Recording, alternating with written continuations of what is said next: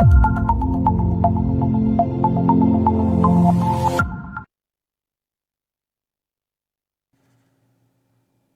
të Albukej TV, mirë mbrëma, mirë se vini tek emisioni Zëri Diasporës. Kam kënaqësinë që për ju sonte to sjell zonjën Sara Payman. Është edhe një vajzë që një grua që ka jetuar në Britani të Madhe dhe tashmë është shpërngulur që disa vite në Shqipëri, gjuhën shqipe e njeh jashtëzakonisht mirë, natyrisht edhe kënon gjuhën shqipe, disa këngë të cilat pak më vonë do t'i ndëgjojmë. Është dentiste, ka dentistrinë e vetë në Tiranë, po njëkohësisht ka vizituar Shqipërinë dhe Tiranën dhe qëllimi i bisedës sonë me zonjën Sara është që të marrëm pak a shumë informata nga ajo për si është gjetë në Shqipëri, si e shef Shqipërinë, çka ka të mira Shqipëria dhe populli shqiptar edhe kultura shqiptare dhe gjithsesi si po e ndjen veten tani edhe ndoshta do ta merr edhe shtetësinë e Shqipërisë sikur në një rast më herët që e patëm në televizionin tonë. Zonja Sara, faleminderit shumë që gjetet kohë për ne. Faleminderit shumë. You are in Albania for 2 years, but your Albanian language is amazing. How did you get to do that? Thank you so much. Well, my husband grew up in Tirana, and so he's fluent in Albanian, and he's actually been teaching me over these 2 years. However, I'm still not fluent, but I'm learning. Avash, avash. Well, interesting enough, for 2 years, if you have learned Albanian language this much, you're a genius, because Albanian language is not the easiest language to learn. Thank you. That's very kind of you. I definitely wouldn't say I'm a genius. I'm still very much learning. It's a hard language for sure. Gjithsesi, po ama po kthehemi në gjuhën shqipe pak po flasëm derisa të kalojmë tek zgjerimin e bisedës që ndoshta në gjuhën angleze do jetë pak më e vyeshme për ne, për arsye se paraqitja juaj do të jetë shumë e rëndësishme për turistët jo shqipfolës që mendojnë ta vizitojnë Shqipërinë edhe ndoshta për të mirë që i sjell Shqipëria. Jeni dakord me këtë? Po, shumica e njerëzit në Shqipëri flasin flasin anglisht, por mendoj se është pak e rëndësishme për të paktën të mundohem të flet në shqip, për të lidhur me njerëzit shqiptar. Ju jeni këngëtar dhe i ka marrë disa video kemi marrë që ju i keni publikuar si blogger për muzikën tuaj shqipe apo këngën tuaj shqipe që mua jashtëzakonisht shumë pëlqen ai si mënyrë të kënduarit. A ju pengon ti paraqesën videot në vazhdim? Faleminderit. Po, më pëlqen shumë të këndoj në gjuhën shqip dhe këngë shqiptar. Për mua është mënyra për të mësuar gjuhën shqip më mirë. Bukur shumë. Po kalojmë tek videot, të ndëgjojmë zhanrin tuaj e këngës shqipe dhe pastaj do kthehemi tek intervista prapë. Okej. Faleminderit. Jam Sara dhe jetoj në Shqipëri, and I am not exaggerating when I say that this place probably had the best fish I've ever had in my life. One of the things I love most about living in Albania is finding hidden gems in the most random. Sytë ty, më gjithë drita që kam parë, më gjithë ujët razejar, më gjithë lumri qenit plushën balema. Sytë ty, që shafia futëra im, shkepje varkë në gazine, fluturon me pulpar, unë e ti të pandar, ti deti, unë detar. Ja erdhëm, ne do ikim larg, nuk të lidhe gjatë dhe fillë stare, që tani qok se po ti hapin, rrugat tona mbushen me pata.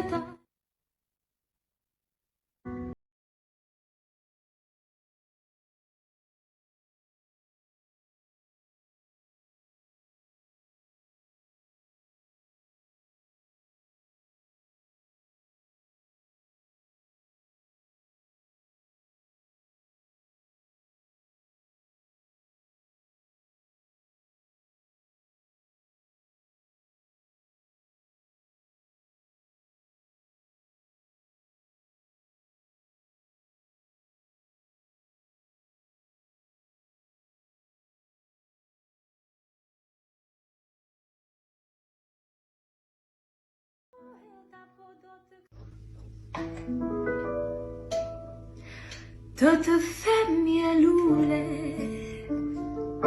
ti je më i bukur. Do të them je konxhe, ta humbas friskina, se ti zemrën time, bashkë ma ke marrë, mos për kokën tënde, mos më mbaj mëri.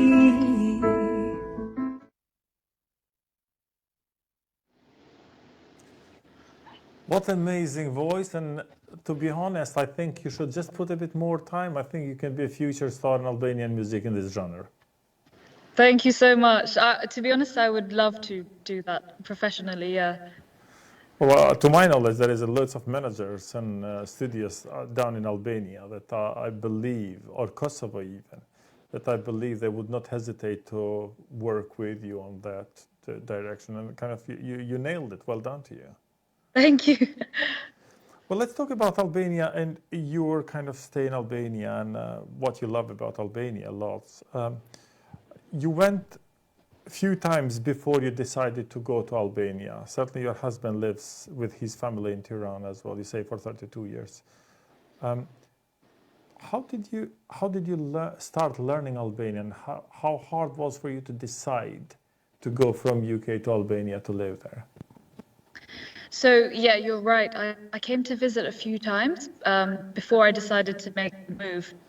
And the first time I visited, I just fell in love with the beauty, the nature, the food, the people. So the hardest part for me was the language. And Naeem, my husband, had been teaching me a little bit before we moved, but very basic stuff. So, for example, we would be driving in the car in England. He'd point at random things on the road and just tell me the name in Albanian. And then I just learned a few words like that way. And then we kind of built it up a little bit from there. Amazing. You went in Tirana. You start kind of seeing the culture and the people in real city. How did you find yourself settling there? Did you have it difficult to start kind of communicating with people around, or you found it quite easy and comfortable knowing that Albania is recently had opened to tourism?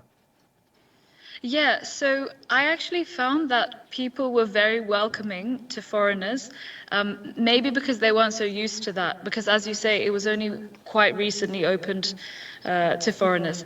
And they were so encouraging, so even if I tried to speak Albanian and made a lot of mistakes, they would like encourage me, and they would just be so happy that I was even making the effort to try. So then that encouraged me to try a little bit more.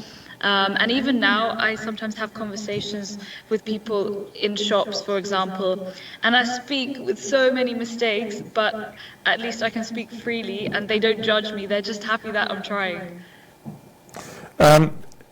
From the tourist perspective, we always kind of think it's when we go into the new country, new touristic area.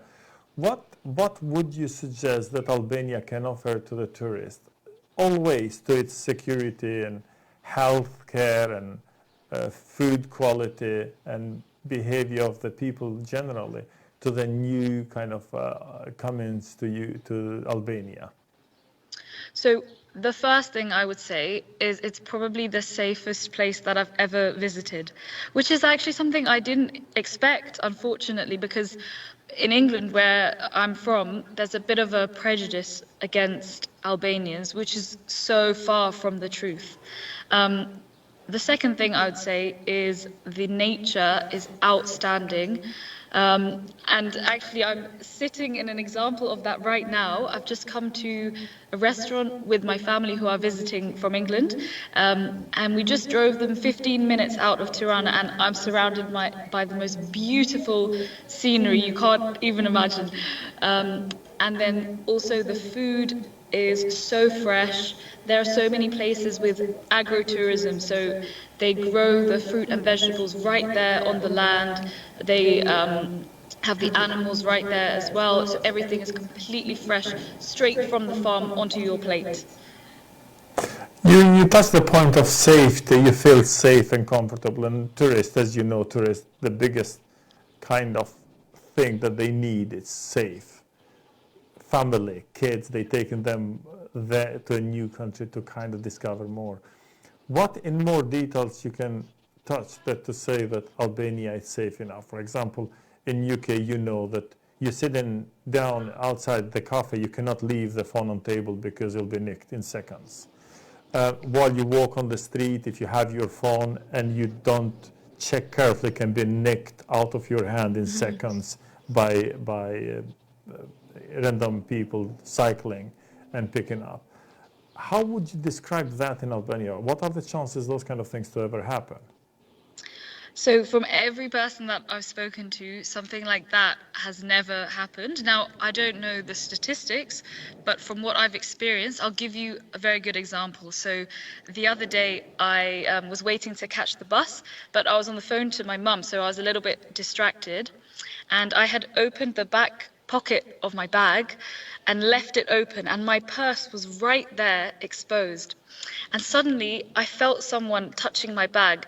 So I turned around and I saw a man touching it. I thought, oh my God, he's taking my purse. But then I realized he was doing the exact opposite. He was closing the pocket that I had left open. And I just thought, wow, if that was in London, that would have been gone a long time ago.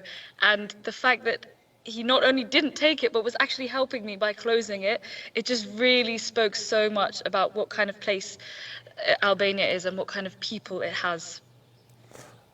You said that you were going around country within those times, so you could not just in the Tirana, which is a bit more like a capital city, and in capital city movements are quite kind of frequent, but you went into the countryside, rural areas. What are the traditions of Albania that you found that are quite kind of interesting to you and impressed you in a way? I'd say the first thing that struck me is how hospitable the people are, especially in the north of Albania. They've kept quite a lot of their traditions. And when I go into a hotel or a guest house with my family, because whether or not we're foreigners, actually, they take us in as if we are their own family. And sometimes they even take us to their own kitchen. They cook food for us there. It just feels so comfortable and so cozy, really as if we're at home. A little bit more, you got the business in Albania. How does the government how is doing a business in Albania like? And how do you have support, or do you have difficulties to get through the success of the business? So it was a little bit difficult to get the paperwork. So firstly, I have a UK dental license because I trained in the UK, and then I had to get a license for Albania. And although the license is recognized in Albania, there's just quite a lot of bureaucracy in Albania. So there's a lot of hurdles to jump through. Sometimes things maybe seem a little bit illogical as well. But once I got through those stages, so far, touch wood, it's been fine. It's been smooth sailing. When you talk about bureaucracy, I mean, every country have its own difficulties with bureaucracy because of the principles. How about the human factor? Did you find any difficulties to go from office to the office? Or did you have were at any point that you thought this is made a bit more difficult than it should be for different reasons? Yes, I think, if I'm being honest, there were a couple points where things felt a little bit unnecessary. And also they felt a bit impossible if I hadn't gone with a fluent Albanian speaker. So because I was with my husband, he's fluent in Albanian, he was able to communicate well with the officers. I think speaking to some friends who are totally foreign and they don't really know anyone who's native in Albanian, it's been much harder for them.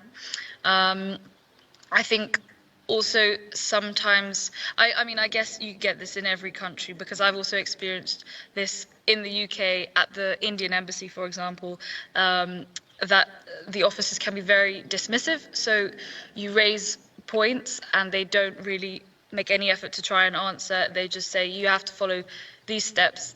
That's just how it is. And then, yeah. For the other people that are planning to invest in Albania, what would you suggest them? How difficult it's going to be when they have money to invest, knowing that Albania it's moving forward really fast. Do you suggest that businesses should invest in Albania? Do you think it's safe to do so this environment nowadays? Well, I think since tourism is really booming, I've seen articles saying that it's almost going to be too full, like the airport can barely hold the number of tourists that are coming. I would say it's definitely worth investing in a place like Albania because it's really up and coming. And yeah, there are a few hurdles, but everyone that I've spoken to has managed to get through them one way or another. I would just suggest that maybe speaking to a local or having a local friend who speaks the language fluently that can help you when speaking to officials would be helpful. The country like Albania that recently had come up in the map as a good destination for tourism, it's advisory that the best people to use to promote the country, it's individuals like you, that you lived in UK, somebody lived in Switzerland, in other countries around the world, that they have tradition of how to deal with tourism and how to deal with the people moving to the country. Did they ever approach you or anybody you know to actually ask them a help to advertise or to support you to increase the capacity of advertisement for Albania? Like in this case, I think it's a brilliant job that whoever listened to your interview will take quite loads and will feel quite comfortable to visit Albania rather than what TV have to say, CNN or BBC, or for beautiful places that Albania have. Yeah, that's a good point. So at the moment, there hasn't been any kind of government official or somebody from the Ministry of Tourism that's contacted me, but there have been a lot of small business owners who have asked me if I can maybe make a video about their restaurant or their bar, for example, and promote that to tourists who are coming to visit. And they have also given me feedback that that's helped quite a lot, because then, as you say, other Brits like myself can see that another one of them has moved to that country, and it firsthand really promotes the country, I think. And especially the people on the ground that actually are there and seeing everything, that normally not the TV or media says what we need to know about it, isn't it? Exactly, yeah. It's the fact that we have that first-hand experience. We have chosen to live here and to stay here, and it's not like we have to live here. We could live in many other countries, but we've decided to live and stay here. Considering that there is a British community in Albania already started building up, have you managed to create some kind of community center or somewhere to meet up the Brits, or nobody thought of it yet? So I haven't heard of a specific one for Brits. I mean, I've been to a few events at the British Embassy, so I've met some Brits there, but I haven't heard of any kind of social spaces or anything like that specifically for Brits. There are a lot of expat communities in general, so from different countries in Europe or America as well, and those do meet regularly. They do fun social activities, like they hang out in restaurants and bars and things like that, do karaoke night, stuff like that. So even as an expat or as a foreigner, there are a lot of similar people that you can connect with as well. What is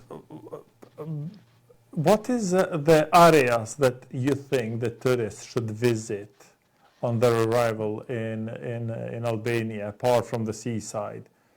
What is other things you would recommend them to kind of consider on their plan of how to visit Albania? So yeah, I'd say obviously the seaside is beautiful, but actually in the north of Albania there are so many hidden gems, you could say. So firstly, Shkodra is really beautiful. There's an amazing castle there with so much rich history as well. And then even going further up north, there's a place called Theth in the north, which is absolutely beautiful. It's like the Swiss Alps of Albania, you could say. But the views are stunning. There's amazing walks to a waterfall. There's also something called the Blue Eye, which is like a natural spring from the water, and it's completely crystal clear. It's I've never seen anything like it.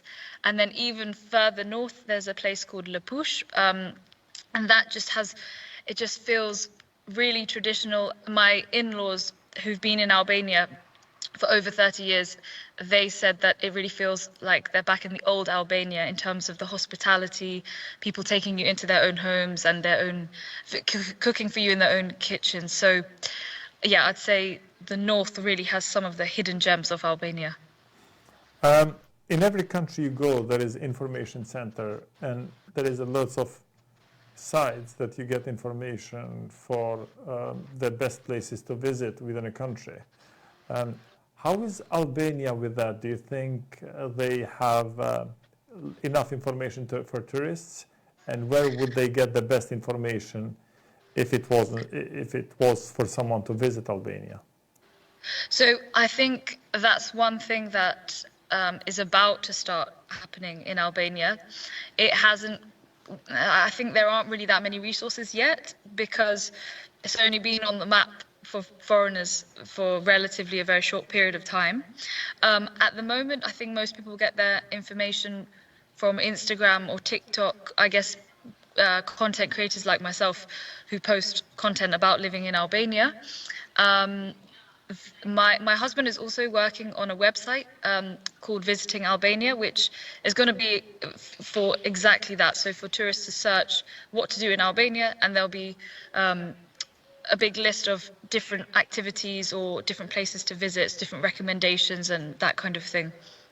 Alicia Taylor have wrote quite a bit about Albania, and she's an outstanding journalist. I had her in an interview like 2 weeks ago, I think 2-3 weeks ago.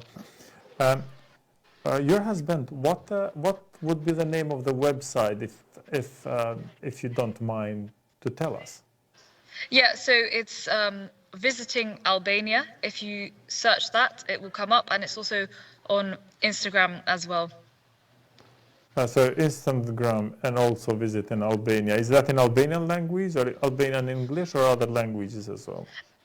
It's the website is in English because it's targeted at foreigners, but the idea is to promote local businesses, so restaurants, hotel owners, tour guide providers, for example, can all advertise their services on that platform so that it's all in one place. It's kind of like booking.com, but for not just hotels, but all tourist activities. How is the public transport like, and kind of how organized it is, and also if public transport, how is using the taxi? Do we have something like equivalent to the Uber or not yet? So there isn't really an Uber equivalent. There's not really an app, but there are many taxi providers and you just WhatsApp them. So it's really simple to book a taxi, and they all speak English as well. So it's really easy for foreigners. There is also a bus service in Tirana, which is not too bad. Going by taxi, how safe it's to get the taxi through WhatsApp, and also do they look at you the way kind of if they think you are not an Albanian? Do you think they charge you more, or they are quite fair? How is their behavior on this aspect? Because I think there are lots of countries, the biggest problem having is that they treat tourists in different way to the local people. Yeah, that's a very good point. So A lot of them have a fixed price. So, for example, from the airport into anywhere in Tirana is a fixed price of 1,200 lek, which is like £12 or €12. So with those ones, you know that you're not going to be scammed, whether you're a foreigner or a local. I think the danger, I guess, is more if you hail a taxi on the side of the road, then they might try to charge you more because you don't speak the language. So I would say, as a tourist, it's safer in that sense if you use one of the reputable companies which provide a WhatsApp number. And just make sure as well that they have a profile picture, that they're a business account. Then you know that they're not going to try and rip you off. So there is something, there is someone you can trust in a way. Going back to the public transport. Yeah, so in Tirana there is a bus service, which quite recently is now on Google Maps. So it wasn't for a while, and to be honest, during that time I found it really difficult to know which bus to get, but now it's all on Google Maps. It's very easy to take. But to be honest, I just walk everywhere in Tirana because you can, it's quite a small city, so you can pretty much walk to wherever you need to go in maximum 45 minutes. I mean, it's usually less than that, like 20 to 30 minutes. And it's so good for my health as well. Like, I've lost so much weight by being in Albania just because I walk everywhere.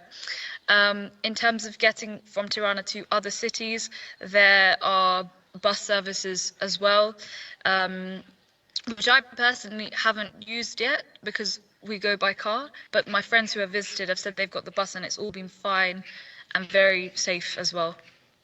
How about the police, customs entering the Albania, coming out of Albania? Have you ever found that there was unnecessary points being raised just because by the government security forces, or do you think that it's quite comfortable? Yeah, to be honest, from my experience as someone with a British passport, I've never noticed that because we just scan it through the electronic machine and I just go straight through. So I can't really speak on that point of view because for me it's been very easy as a Brit. Which then it says a lot because they are basically have updated the system to a point that you don't necessarily have to talk to the person, you just go in and out like you'd go in Great Britain, isn't it? Yeah, exactly. It's very, very smooth and easy. How about the going and buying goods in the shops and doing shopping, mega stores or small stores, or do they change the prices and the way they do things if they see that there is a tourist compared to the others? Or restaurants, do they have two type of menus with different prices, or they have the real menu for everyone the same? No, so I would say any place that has prices written out, either if it's a restaurant with a menu or if it's a grocery store, if it's written on the items, then that's the real price. I would just be wary as a tourist if there are no written prices. Then, in theory, they could say whatever price they wanted to give. So, yeah, my advice for a tourist would be just make sure there's a written price wherever you go, which is most places, to be honest. So you don't, I mean, it's very difficult for you because you're living with a family that actually are Albanian, technically speaking Albanian fluently. But what I'm trying to guess, for a tourist to come to a country and they sit down in one random restaurant, would they have, say, okay, give them this menu because it's more expensive than the others? Which something that to me happened quite loads of places when I go to visit. Like it was in Turkey, talking about 15 years ago I went. Obviously, we knew that we were given different prices. Yeah, no. So in that sense, no, I've never seen that happen because even when I go with my friends who are clearly tourists, that's never been the case. How about the hotels? What kind of service they provide? Did you ever kind of notice them? There was speculation that you agree to one price and then if they get busy, then they actually try to kind of change the booking bookings kind of terms so you can pay more and stuff. Is that happen, or is it just unlucky somebody who was around? It sounds like it may have been unlucky or a miscommunication, because from every place that I've booked, either it's been through a booking platform like booking.com, and in that case it's through the platform, so it's completely protected. But even sometimes I've booked it directly with the hotel, and as long as we've agreed a price in writing, like on WhatsApp, then it will always be that price. I think people here are very honest and they stick to their word. It only may be the case that they might change the price if you, I don't know, maybe like said something on the phone and hadn't put it down in writing. But even then, I've not experienced that. How about the health system healthcare system in Albania for tourism? How is the access to the government health organization and private health organizations?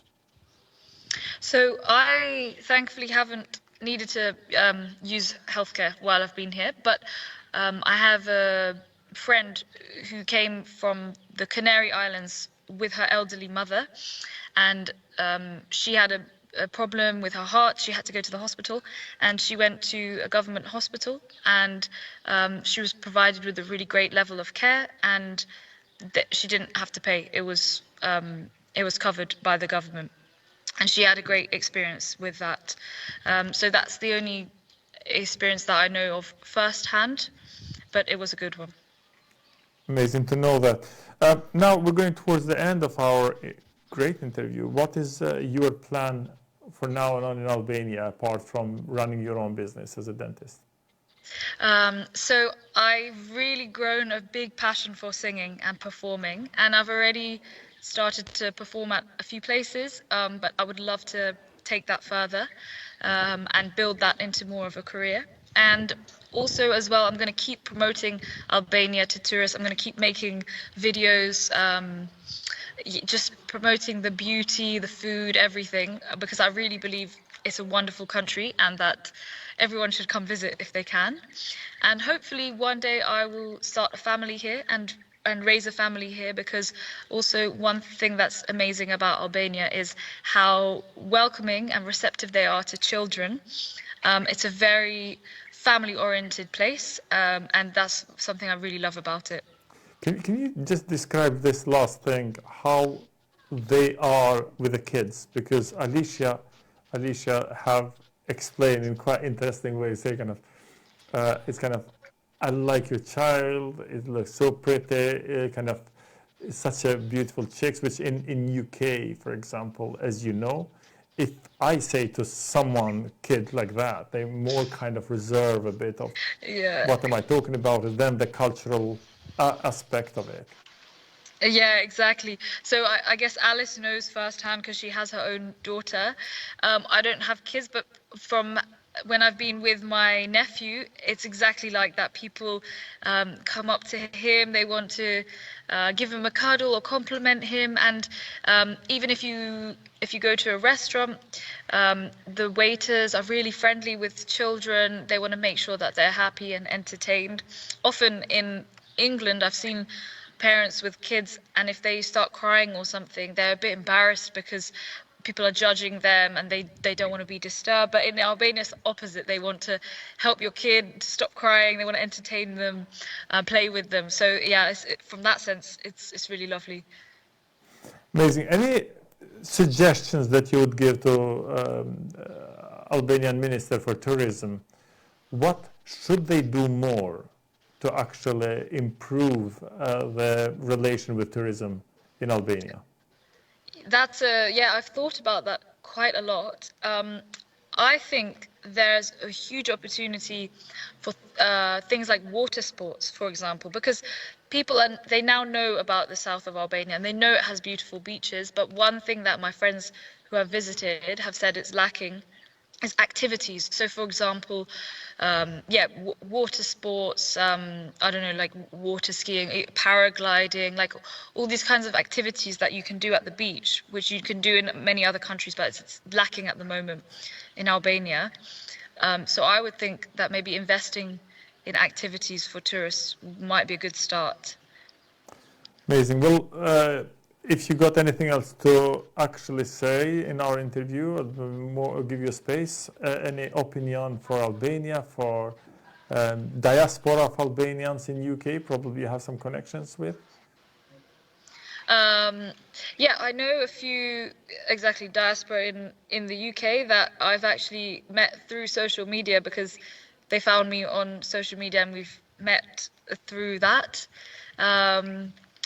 I understand why they've had to leave. I know that there's a big population emigrating from Albania. And I can understand the reasons, but I also know that they one day would love to come back because they love their country. So I just hope that they can make that happen for themselves and their families and ultimately come back to the country that they love so much. Sara, I really was a pleasure to have you on my show and certainly listen to your music. I will continue, I promise you. I would listen for days because it was outstanding. I love that genre, I'll tell you that. Thank you so much. Shumë faleminderit. Shumë faleminderit juve. Shpresoj të shimin Shqipëri me juve dhe familjen tuaj kur ta vizitoj. Përndryshe nga unë Sabri Agimi dhe Zëri Diasporës ju përshëndes dhe shpresojmë që të kemi sa më shumë kontakte dhe njerëz të tillë të cilët na tregojnë pak më shumë për Shqipërinë dhe kombin shqiptar dhe kulturën tonë. E gjithsesi, edhe ata që mendojnë që kultura shqiptare nuk është mjaftueshëm e mirë se si ka qenë tradita tona, të rikthehen tek ngritja e besimit për arsye se aty na lidh gjithçkafi. Besa është mbi të gjitha. Nga unë Sabri Agimi, Zëri Diasporës, natën e mirë, miru pafshëm.